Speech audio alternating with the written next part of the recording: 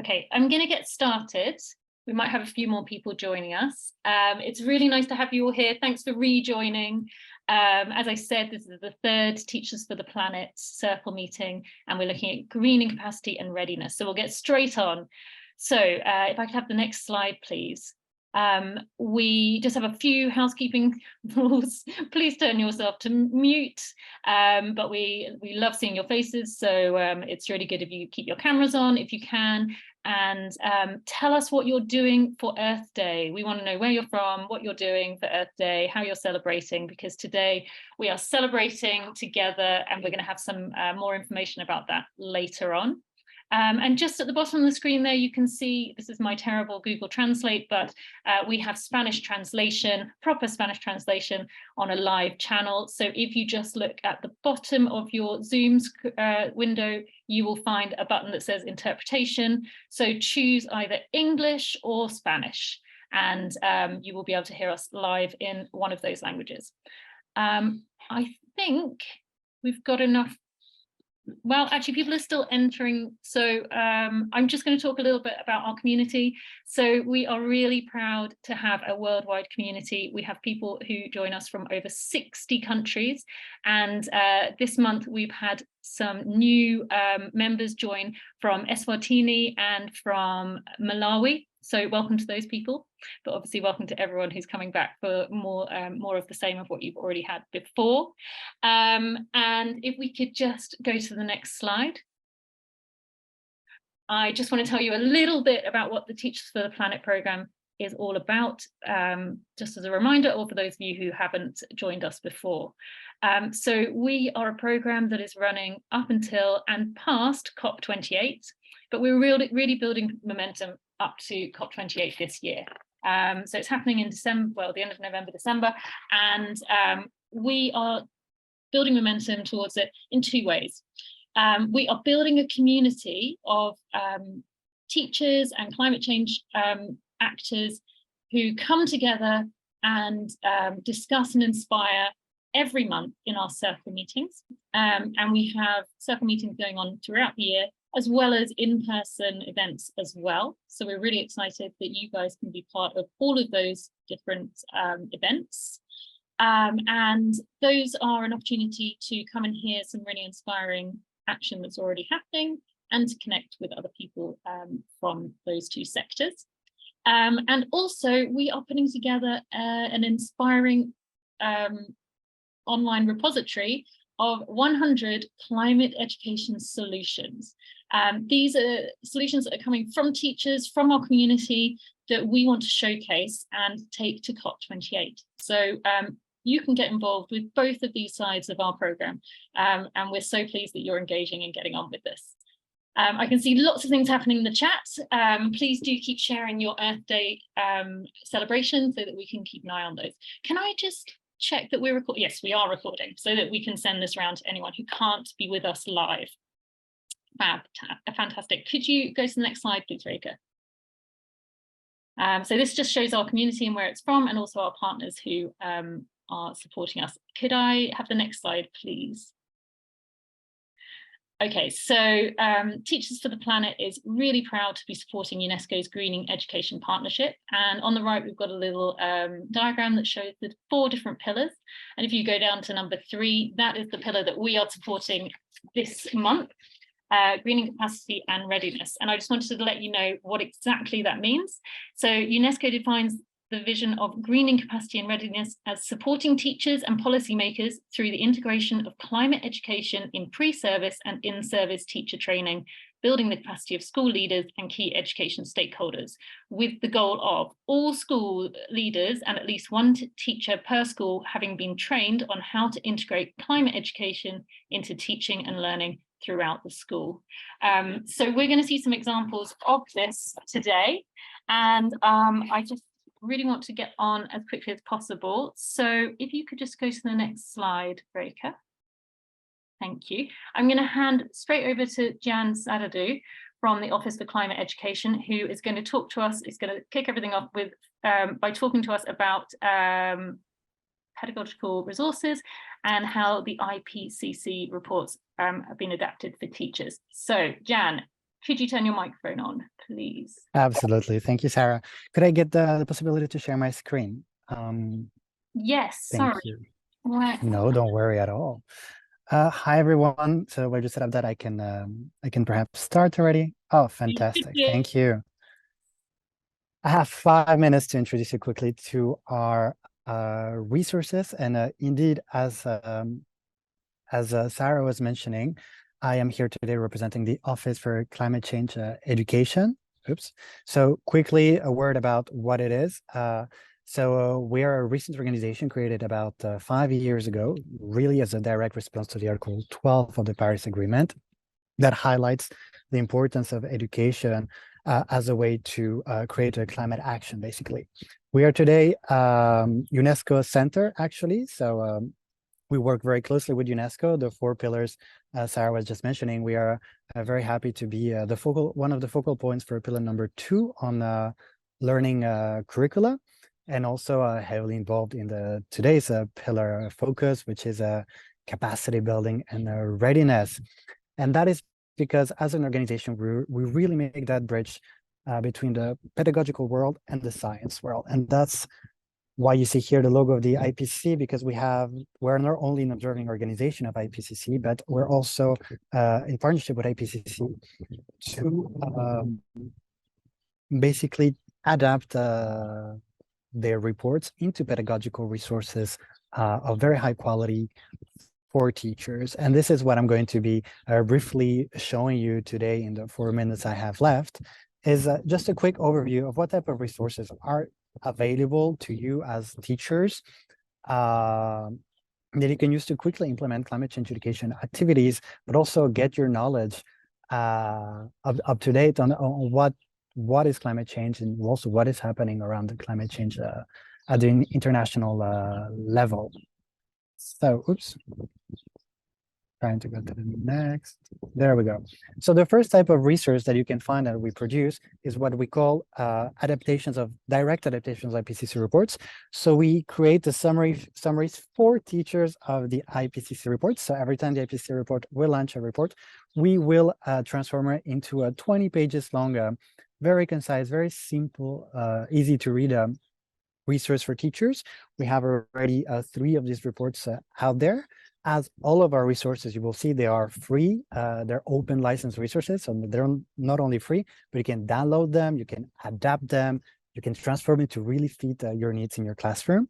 They're all available in several languages. Today, we know there is a gap in accessibility of educational resources. 80% of educational resources on climate change today are only in English. So we're also trying to fill that gap. So everything you will find on our website is in English, in French, in Spanish, in German, and we have also some local adaptations by partners in Indonesian, in Estonian. So we're really working on getting that knowledge out there. The aim of this summaries for teachers is really to simplify, to explain, to illustrate, and to provide concrete examples of class activities to bring down the knowledge of climate change into the classroom. The second type of resource we produce, and it's what we call our flagship resources, is our pedagogical guides for teachers. They're aimed to primary and secondary school teachers. And these are multidisciplinary guides who offer really turnkey, so ready-to-use modular progression that will use a inquiry-based pedagogy, project-based pedagogy to really help you engage with students on topics regarding climate change. For this guides, as you see the topics, they come straight from the IPCC reports, so they're part of the adaptation of those reports that we do. So currently we have 2, one on oceans and cryosphere, and the other one on climate change and land. And basically the way they're structured is that they all start with a quick scientific and pedagogical overview. So whatever your background is as a teacher, you can get up to speed with the science, but also with the pedagogical approaches we use to teach climate change in the guidebook. And then you can straight dive into what we call the lesson plan, so which is divided in 2 parts. The first part is we understand, so it's 30 interdisciplinary, ready-to-use class activities built as a cookbook. You can take whatever you want and just follow a recipe, basically, to start implementing an activity in your classroom. And the second and last part is what we call We Act. And here we propose a few projects that have been implemented around the world by teachers, and as well as a recipe book. You can find a step-by-step description on how you can also implement one of those projects with your classroom or with your school. Lastly, we have very recently launched our first MOOC ever. It's a MOOC that doesn't focus on understanding climate change, but it's really on how do we teach climate change. So it's aimed at teachers and at the pedagogical approach on how can we move from the knowledge to action. It's self-paced. You can find it on the website of our partner, the feeacademy.global, of course, for free. You can enroll anytime you want, and you will find commented class videos filmed in classrooms around the world where you can see how we describe pedagogical approaches that are effective to talk about climate change education. Lastly, we have a very specific type of resource for teacher trainers. So if you're in a position in which you can actually deliver at scale trainings to teachers, you will also find some specific resources that help you do that. And lastly, really to engage with students, we have also developed a series of what we call multimedia activities. So we have a series of activities that you can use really in the classroom with students, offline, online. They're downloadable to take a deeper look and engage them in topics such as calculating their own carbon footprint, understanding the consequences of sea level rise, understanding why food webs are important, what is the carbon cycle, what is the actual impact of our food in terms of carbon footprint, water use, land use, but also discover, agricultural practices. Ask you to wrap up. I'm done here. And the last thing I want to show you is this very quick series of videos that we have on the topics of ocean and crusher, 1 minute 30, that you can use it to initiate or conclude, like me right now, a discussion with your students on a very specific topic and engage them with the science. Thank you. Djian, thank you so much for joining us. I know you've got to rush to get your train. Thank you for making the time. That was fantastic. We really loved practical advice and tips from people to give to all our teachers and educators. So thank you so much for that. And I hope you make your train. My pleasure. Thank you so much. Have a lovely session. Bye. Next, we've got Ivan. Ivan, if you can turn your mic on as well. So Ivan is a member of Teach for Uganda and is joining us today from Kampala. And I know, Ivan, you've prepared some slides as well. We're really looking forward to hearing your greening capacity information. Would you mind also sticking to your time, because I will be reminding you if you need to wrap up early. Thanks, Ivan. Over to you.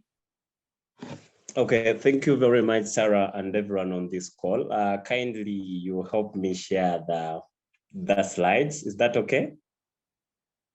Yes, Reiko will be sharing them. They're on the screen now. So when you're ready. Well, thank you to everyone who is here. My name is Womala Ivan Samuel. I am formerly an alumnus with Teach for Uganda, but also currently serving as a recruitment officer, but I lead climate activities in the network. So our major focus in the climate perspective is we're grooming young leaders and already in existing system or in service teachers to be agents of change in their communities. And part of the issues that raise up climate is a crucial one, because if you look at the Ugandan context, we've been grossly affected by effects of these natural calamities, including flooding, drought, dry spells, food insecurity, landslides, among others. And you find that this doesn't isolate whether learners or leaders or local people.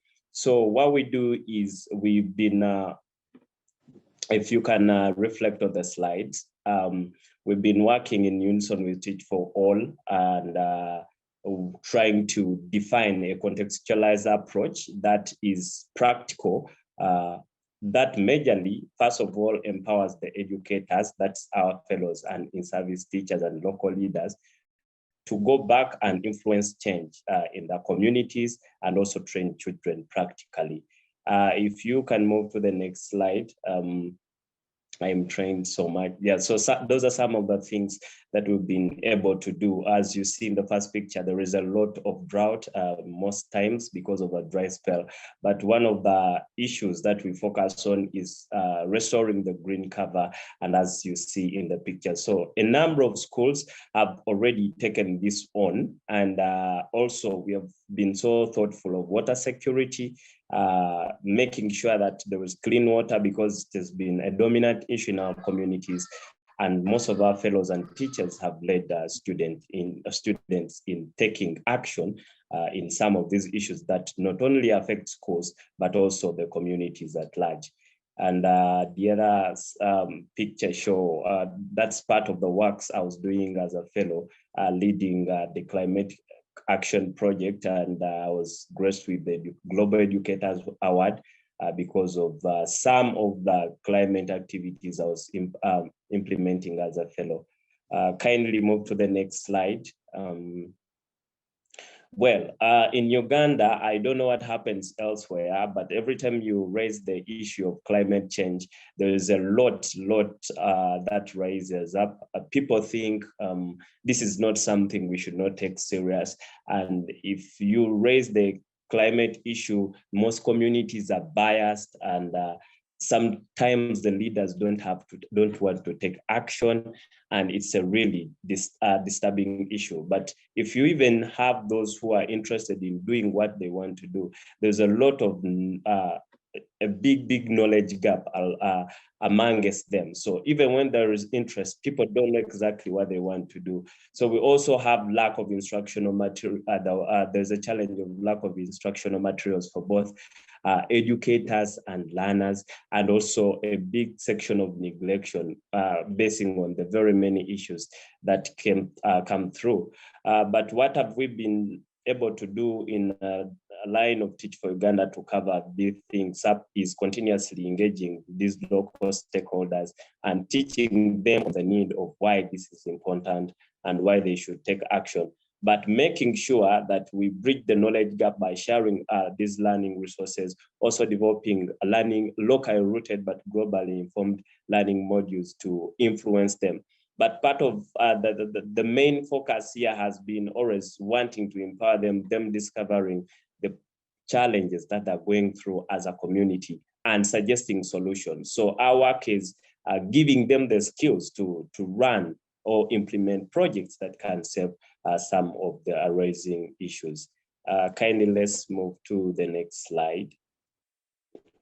Yes, now if we come to our approach as Teach for Uganda, since our fellows are serving in locally less privileged communities that have multitudes of people are facing these things, we have developed two approaches, that is the classroom behavioral approach and the school community project-based approach. Now, the classroom behavioral approach is majorly to support young children understand the right practices and habits around them that will be restoring in nature, and also get them to be mindful of the community. It's not only pedagogical in a way that they're taught, but what are their daily habits, way of behavior in the classroom? If there is plastic somewhere, how do they react about it? If their class is in a particular state, what are the kind of materials that they're using in the classroom? How is their kind of dumping? How is their climate kind of behavior around the classroom and within the school? So we also provoke them to innovatively think about the challenges. If it is plastics, what is that more productive they can do with the plastic to get it back into recycling and protect the climate at large?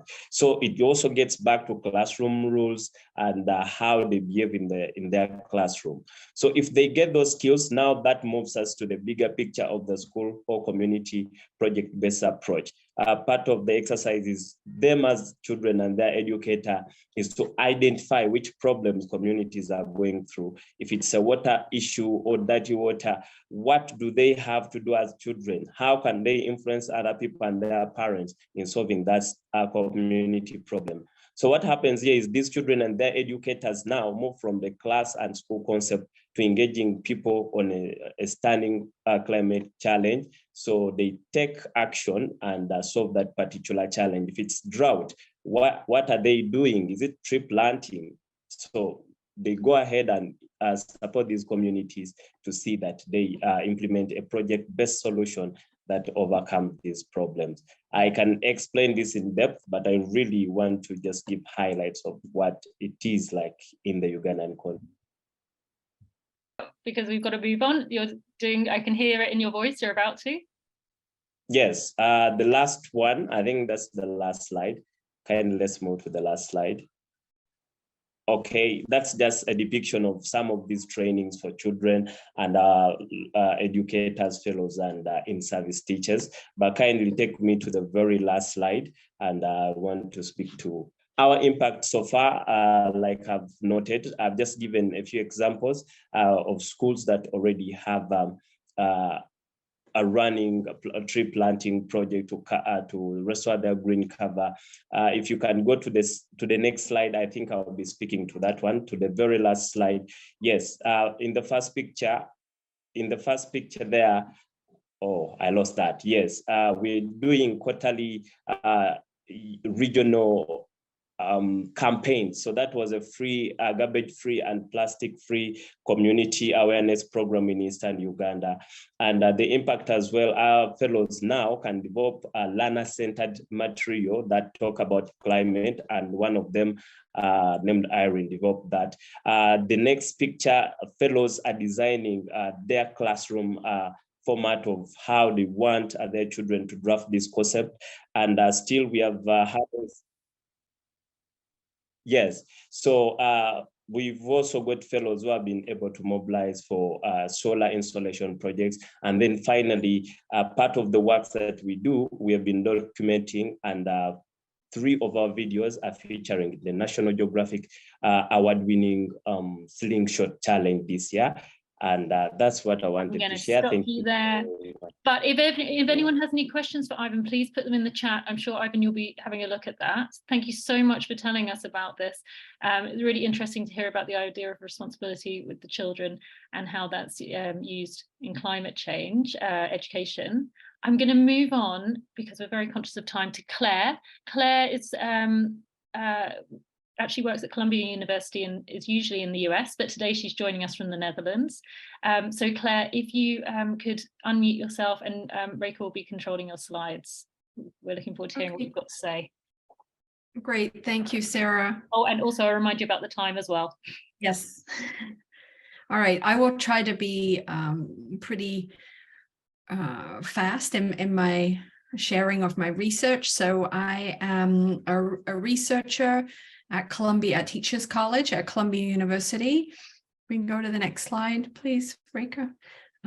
Yeah, so the study that I'm currently undertaking is looking to try to understand teacher motivation. So you can see from the previous 2 presenters that a lot of the success of sort of the uptake of the curriculum materials, or even the projects that were just shared, rely somewhat on teachers. And so as we're thinking about supporting climate education, my study is really trying to better understand teacher motivation, especially looking at teacher-designed climate action curriculum. So really looking at the work that is sort of beyond basic sort of climate change science.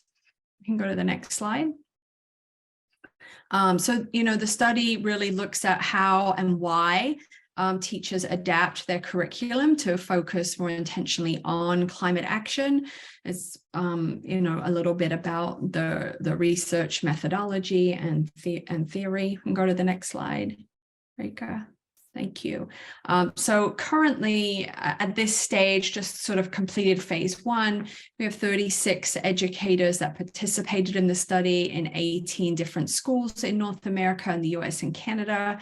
And you can see, majority high school science teachers, but a range of teachers across different ages and across different departments. Next slide, please.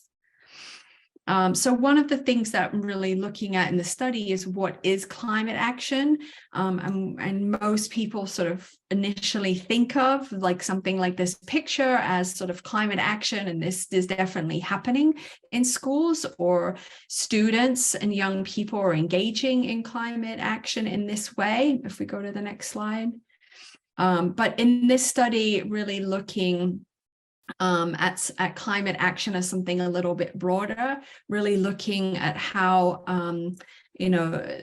climate action is something that teaches skills and competencies that are needed for effective action on a range of climate issues, including how students might mitigate the impacts of climate change, how they might adapt to living with a changing climate, and how they might become advocates for greater climate justice.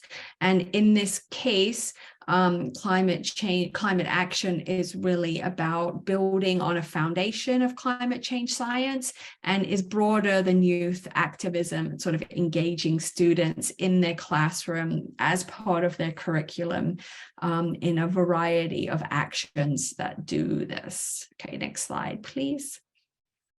So in this first stage of the study, here are some ways that teachers are really adapting and modifying their curriculum in order to bring climate action and some of these skills into the students' learning. One of the biggest ways, I think, was kind of connecting with the natural world, connecting with nature, and connecting with people, especially people across cultural and linguistic differences, where they might be listening to sort of multiple perspectives or building relationships to understand how different people are living with the impacts of climate change in different contexts, and how they might be approaching ideas and solutions and actions in different ways, sort of like what we're doing here today in this meeting.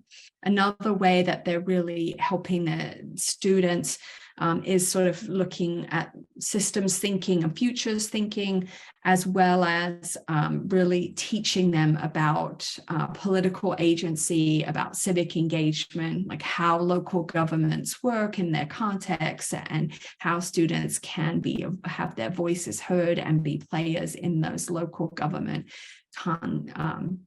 contexts. And then, of course, one of the ways that they're really focusing on this action is to support students through embedding hope and intentionally inspiring and empowering students who are often, the teachers report, are feeling discouraged or disillusioned or hopeless, especially if they have learned about climate change science in their science classroom without any action component. And so that's been a big part of the teachers' work. We can go to the next slide. I'm giving you a 1-minute warning. Yeah, so this is an example. Let's just sort of skip over this to the teacher. So to the next slide, please, Rika. So in terms of what is really motivating teachers, here are sort of the 6 patterns that are emerging from my research. Teachers often reported external motivations, like primarily coming from the students, that their students are demanding a broader climate education. Their students are showing climate anxiety or despair, and so they're bringing climate action into their curriculum as an antidote to that, or to help their students. And then they also said, many teachers said that they see their students trying to take action, but they have a lack of skills for effective action, so they're trying to teach those skills. But then a significant number of teachers reported primarily being motivated in sort of internal motivation, right? They often mentioned the birth of their own children or a grandchild. They often talked about their own climate anxiety or despair. And then they really talked about how educating students was their own way of taking climate action with the skills and the opportunities that they had. So, I think there's one more slide, Rika. But I think, when we think about what we can learn from this, I know many people in this community or educator leaders, teacher leaders, or others that are working to support teachers and build capacity of teachers to teach about climate change. So hopefully understanding what motivates them, both external and internal motivations, might be able to help us, scale and connect with teachers doing this work. So that's it. Thank you.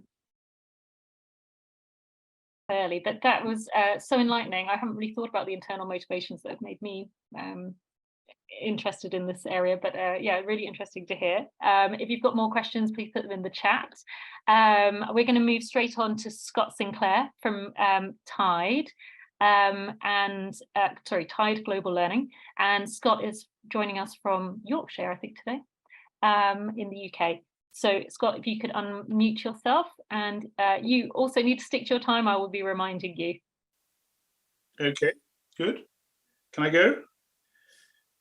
Yeah, hi. Can I? So, yep. Reika, are you doing the slides? Yeah. Hello. Yes. You're going to do the slides, yes? Absolutely. Just let me know when you'd like to go to the next. On the first slide, please. Yeah. Oh, great. Okay. So my name is Scott. It appears Ian for some complicated reasons.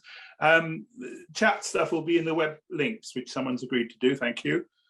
Basically, we're a teacher network centered in Birmingham, and it's an educational charity run by entirely on a voluntary basis now. It doesn't even have a staff because it had some cuts and so on.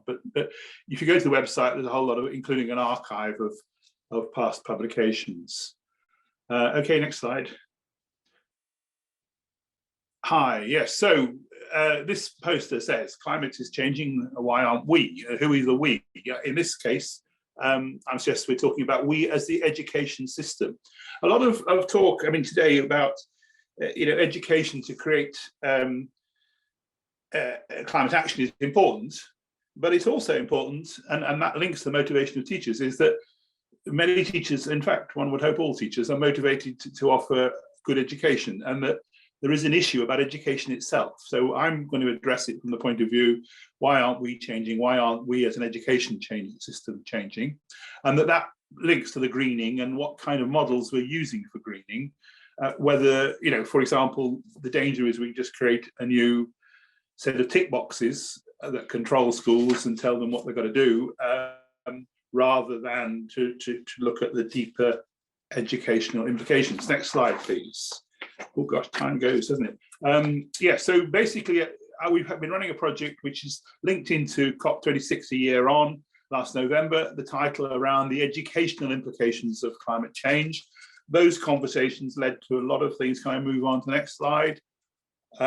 We've a massive agenda to follow up from those conversations, about the different things people are doing, and we're producing a series of magazines. It's called The Elephant Times, which goes back to a notion of a fable about elephants making connections and so on, and is exploring different aspects of education and climate change from a whole range of authors, including inviting people who have done substantive work themselves in publications to reflect on that work. Next slide, please. If you go to the website, by the way, and it's going to be in the chat, you can do that. You can sign up also. It's a free magazine, so if you want to sign up to that magazine, you can do that on the website, as it says on the chat. So one of the important things is that climate change, as we were hearing from Uganda, people deny climate change still, even our government's a bit that way, I'm afraid, in the UK.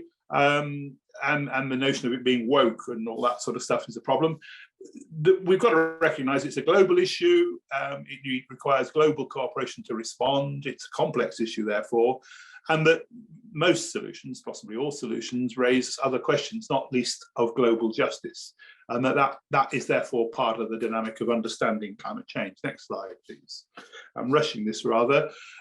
So we need learning activities and things that enable learners to deal with the complexity, and those are the three pillars, if you like, of the sustainable goals. But there's also the question of who decides. So next slide.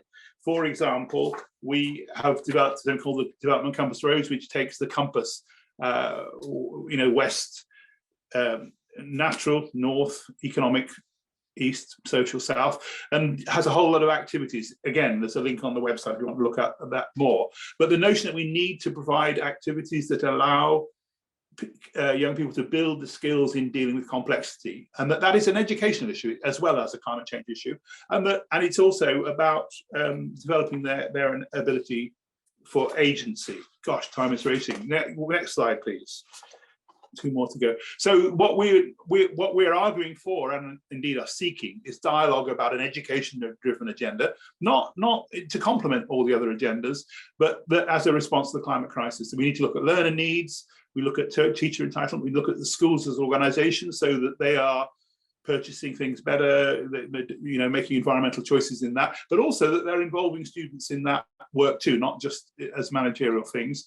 And there are also wider educational matters about assessment and so on. Go on to the next slide. I'm trying to do too much in the time.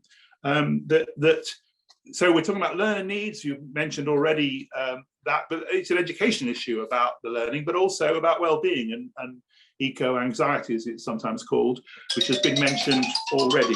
That's my 5 minutes. So it's about what are the implications for an educational entitlement, and that should be for all teachers and for all schools. It's actually a fundamental education issue. It's not simply an issue. It's not simply a way of campaigning for change at the moment. This is a long time issue.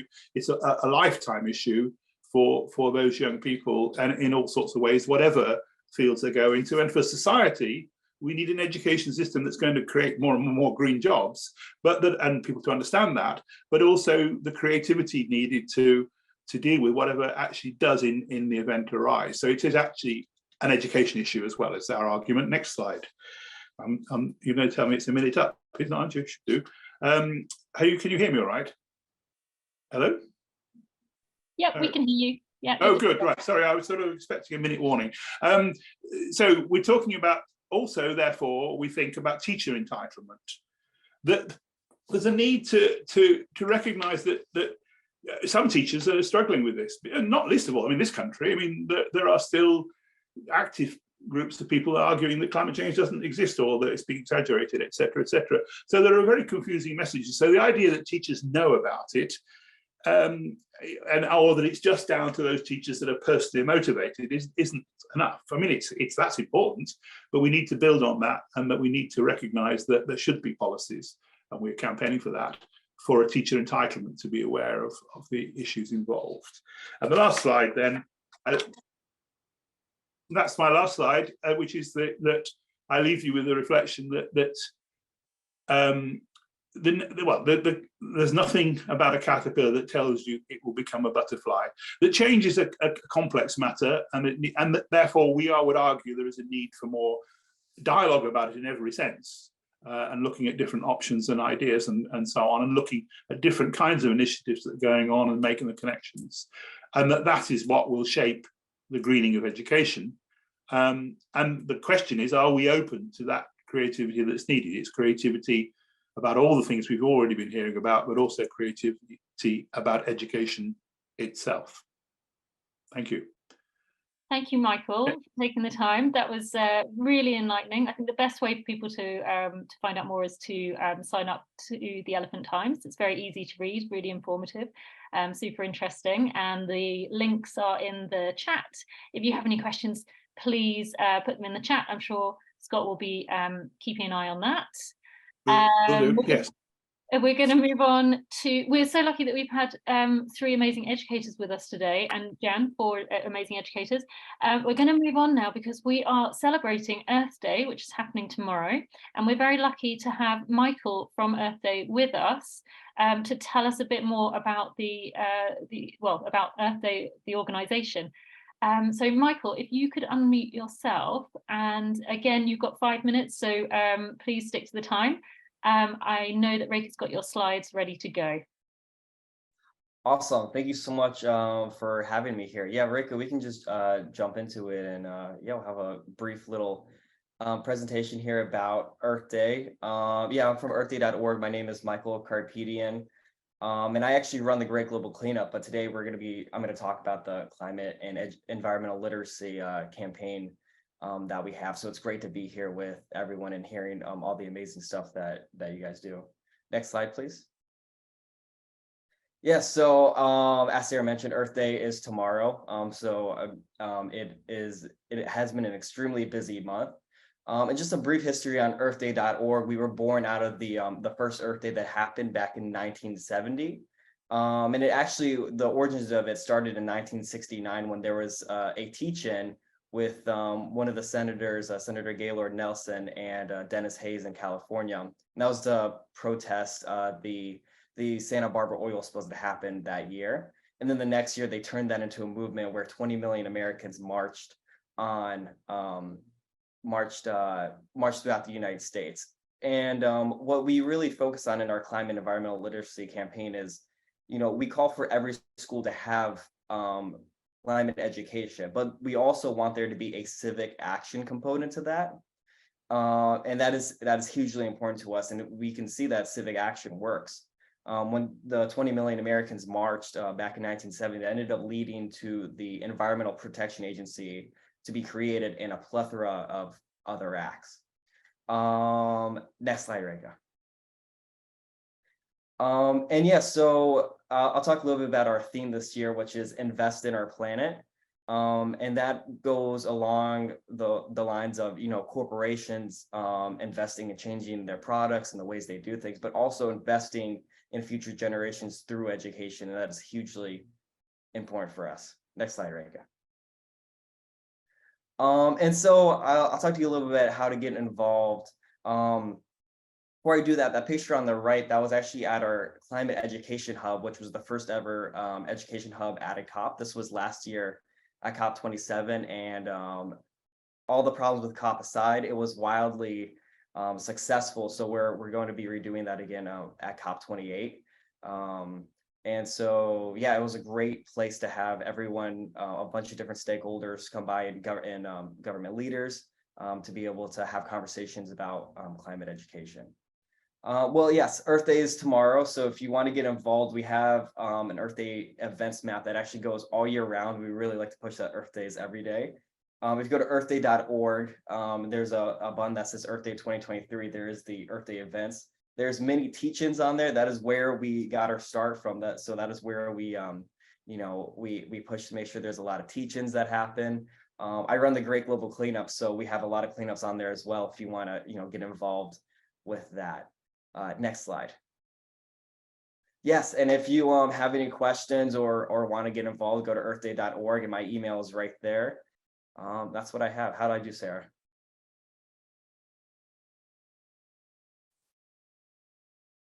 Hopefully we've got lots of people who are getting involved this weekend, but obviously every day is Earth Day, so any activities you're doing across the year count. And Lennart, my co-host, wanted to join us to tell us a bit about Teach for All's Earth Day celebrations. Unfortunately, he can't, but he sent me some notes. So Reka, if you could go to the next slide. I'm not going to do this justice. The first thing I'm going to do is I'm going to put some links into the chat. So you should be able to find some really interesting videos that have been posted online, I think, already, but I've been looking at them. They are super engaging, and I would suggest looking at all of the ones that are in the chat because they're short and they're interesting.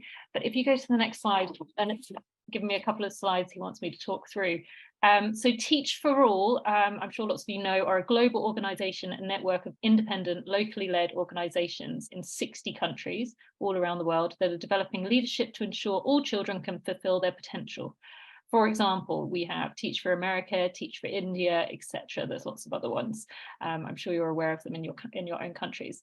For Earth Week, Teach for All took a virtual tour to 4 of the network countries and told the stories of local climate education champions and their work with learners. They also published a written piece on locally rooted and globally informed climate education today. And if you look on the slide, you can see the 4 countries that they were in, that they toured. And then if you go to the next slide, Reka, this is 2 other examples of Earth Day inspiration, and again the links are in the chat. and you can have a look at those videos again in your own time. Obviously, we're a bit pushed for time today, so yeah, that's the Earth Day celebrations from Teach for All, or some of them. If we could go to the next slide. We also today are starting our push for collecting solutions from teachers and educators. If you have a look at the screen now, you can see we've got some QR codes. I think I mentioned at the beginning, we are collecting 100 solutions to take to COP28. So this is your education climate change solutions that you think or that we want to collect to take to policymakers at COP28. We're really pushing, or we're starting our push to collect greening capacity and readiness solutions. So if you scan the top QR codes there, we've got one in English and one in Spanish, then you'll be taken straight to the solution gathering form. So you can then input your details and explain about your solution. And if you go to the one at the bottom, so you've got again one in English and one in Spanish, then that will take you to a form that you a form that you can, or an image that you can post on your networks to help to spread the word so that we can reach more exceptional educators. And then that contains all the links that people need to get back to that form to submit their own solutions. So please get your phones out, use the QR codes now, but I will also be sending around this whole presentation after the event and the recording, so you'll be able to use them in your own time as well. We've actually made it in time just because I kept everyone moving along. I'll leave those up on the screen, but I wanted to say thank you to all our amazing speakers today. You have made this circle fantastic. We couldn't do it without you. And also to our translator who's been translating into Spanish, Jorge, you are doing a fantastic job as well. We've just got a couple of minutes, so if anyone wants to put anything in the chat to ask any of our presenters, please go ahead. Obviously, you don't have access to the chat after this, so I will be sending all the links around with the presentation and the video, so you have access to those, because we don't want you to lose them. So it just, yeah, really remains for me to say, oh, there's one more page. If you just go to the next page, Reka. Sorry, the next, oh yes, sorry, this one, yes. Our next circle meeting is on the 25th of May. We can't wait to see you at that one. We will be moving on to greening communities, so you can start thinking about your community solutions as well, if you think that you have those ready as well. So you can submit those on our website already, and we will be talking and listening to some great presenters then. So thank you again to everyone who's joined us, and thank you in particular to our presenters. Have a great weekend, a good evening, a good morning, a good afternoon, depending on where you're joining us from. Thank you for being part of this.